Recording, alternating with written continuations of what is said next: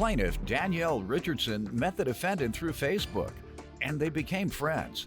Danielle claims one night when she and the defendant went to a club, police cars swarmed them, and the defendant was taken to jail. But to this day, Danielle has no idea why. Danielle is suing her former friend for stealing her coat. Defendant Daryl Cathcart says when he befriended Danielle, he had no idea that she was an alcoholic. Daryl claims one night he took the defendant to dinner with a famous music producer, and Danielle passed out at the table with a chicken bone in her mouth. He's countersuing for defamation of character. Start with you. Okay, Your Honor, in January of 2014, Daryl contacted me via Facebook stating that he had heard my music on the radio and wanted to do a collaboration. He wrote me many times without reply. I'm not exactly sure why I didn't reply, but I didn't. Fast forward to August of 2014, we ended up meeting in person through a mutual friend and actually instantly hit it off as friends. And I guess you could say maybe I had some bad judgment at that point in time because we're here right now. But in September of 2014, Daryl and I went to a club in Buffalo, and we went outside for a smoke break to the car. While we were in the car, police cars swarmed us. It was about 6 cars. And I said, what's going on? And he's looking around. We tried to get out, and they told us, get back in the car, get back in the car. And I'm asking him, you know, what's going on? And he told me right then and there that he was going to go to jail. He gave me his money, he gave me his phone and his keys, and told me, do not let my baby mom get my phone. And I'm sitting there like, okay, I didn't even. Did you ever find out why the police came up? Did they see their license plates or something? Or no, you all were in there he smoking never weed? told me why he was arrested. You were smoking weed in the car? No. It was whatever issue he had going on, they arrested him for that. I took off of work the next day because he told me that I may have to bail him out. And so when I took off, I ended up getting fired because I was still in my probationary period, but he had a really good job. And what were you on probation for? Y'all both criminals. No, a probationary period. A probationary period at my job. Okay. Yeah, all right. But he had a really good job. And as a friend, me knowing that he had a good job, I didn't want him to lose his job when, you know, I was working collections. Good. So, the next day, he came, he was very thankful, came and got the stuff. We continued hanging out. Fast forward up to December 26, 2014, I apologize. My mother bought me a coat for Christmas. Before we get into the coat you're suing him for, let me allow him to give some background. Sir? She's correct. I did contact her to do some music with her. I wanted to help her out. I wanted to have some songs I wanted to write for her. Not that I needed to, because I wanted to, because I thought that she still is a great talented. artist. She's talented. I sing as well. I do what I do. But anyways, not knowing that she was alcoholic.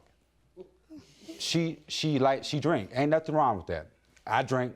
We all drink. But sometimes when certain people drink, they do certain things, certain different things. She act kind of crazy when she drink. Like what? So good crazy or bad crazy? Like bad what? crazy. Just for instance, I wanted to introduce her to a popular producer. I took her to a 5-star restaurant to have a dinner meeting. Me and the producer went out to go talk outside the restaurant. And as we was talking, his friend came out telling me, well, I don't know what's wrong, but your girl in there, she slumped over the table with a chicken bone in her mouth. And she was drunk, obviously. She was drunk. I actually lost connections behind that, because I defended her that same night. You care to discuss the police? They actually came to my car because they thought I was somebody else, not knowing that I had a warrant, for a bench warrant for a different, the usual thing, you fit the description. I fit the description. I was in a race.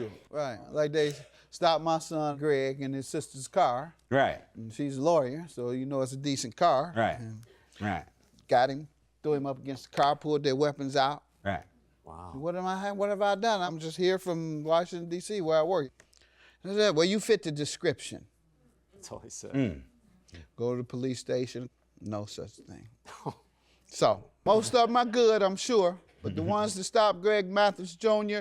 in a white Porsche and said he fit the description, those are no good officers. That's right.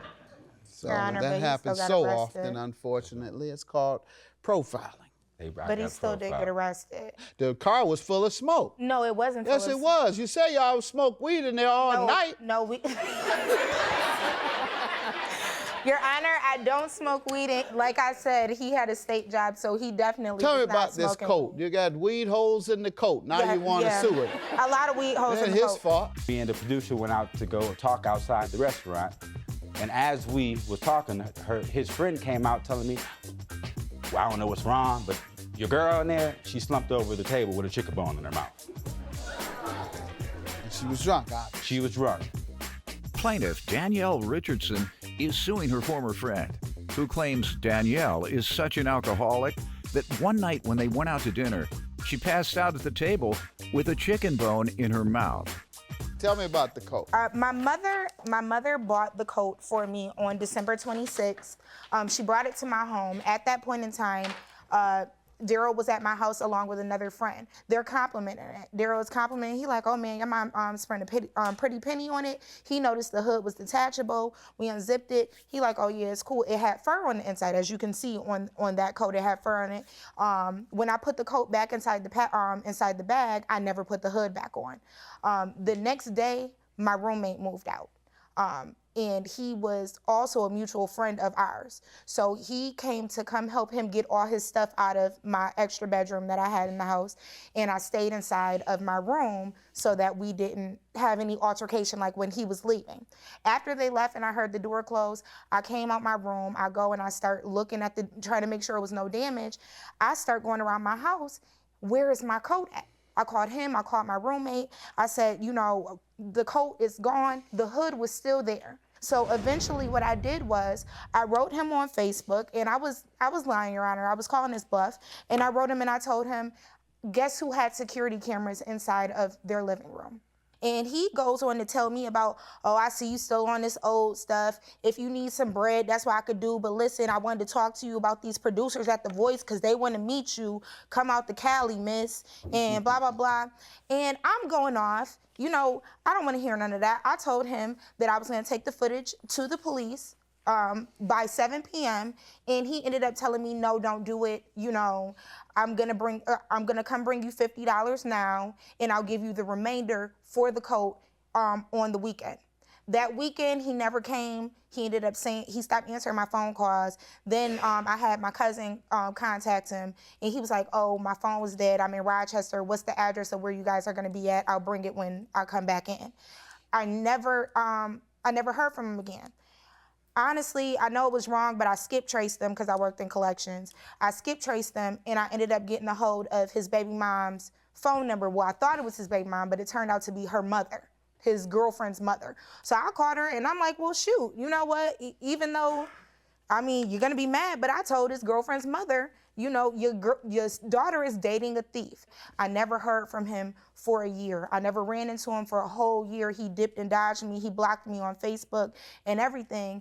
And finally, I guess I said something to someone that we knew, and they got to him, and he wrote me finally in February of this year and said, we gotta squash this bull, told me he was on a walk with God, and he wanted to take care of what he did. And he had, you know, he just said that he was gonna take care of it.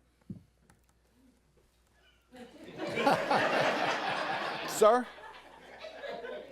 what do you say to this? All right, Your Honor.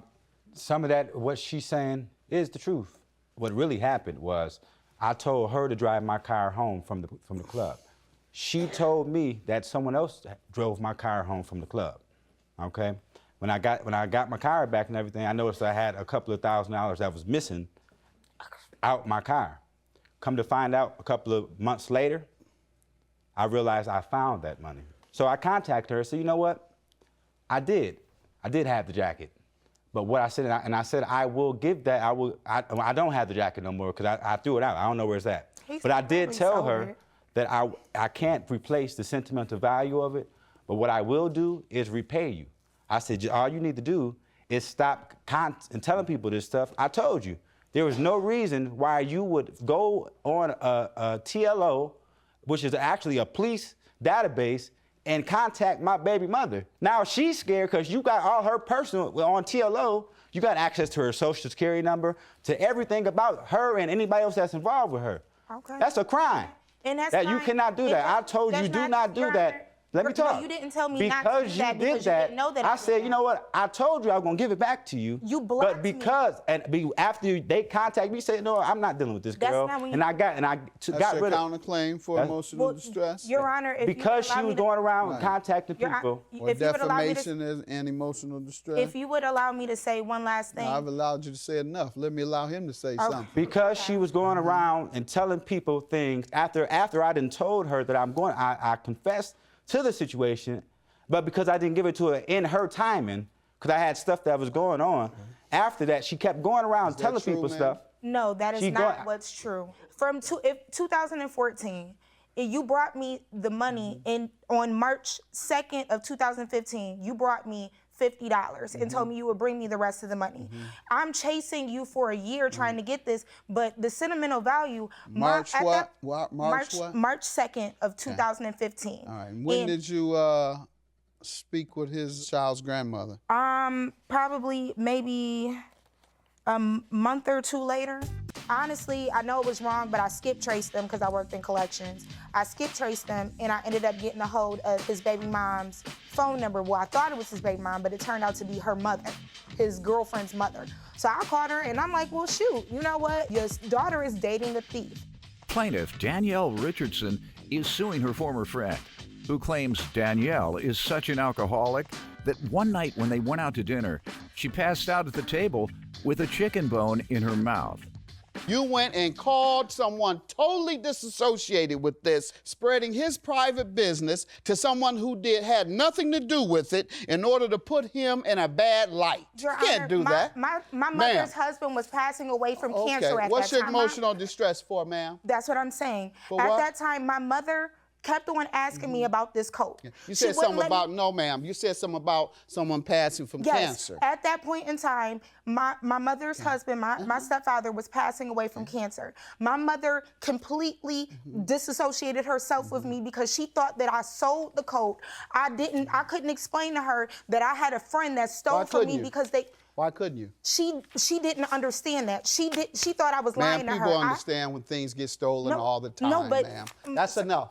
That's enough. You should never have done this to this man after he gave you $50, and then you go on illegally using the access that you get through your job to access information about not just him, about the mother of his child, about the grandmother of his child, and then you go and share with them. I'll give you a $225, all right? And I'll grant you $1,000 for the defamation. You had paid her, and you intended to continue paying her because you told her you had taken it. Have a good day. You got your money for your coat, but $1,000 for him invading his privacy, defaming him, breaking the law. Ma'am, have a good day. You know what? You took from me. Then you, after a while, that's when you decided to give me what you were gonna give me. Bentley. You gave me $50 and then disappeared for a year. Like I for always- a year. like you always. took it from me. I and was then always you came there here, for you. You were And there after for this, me. I'm You still- I'm took not that mad coat at you. because you thought I'm that still I not stole upset from with you.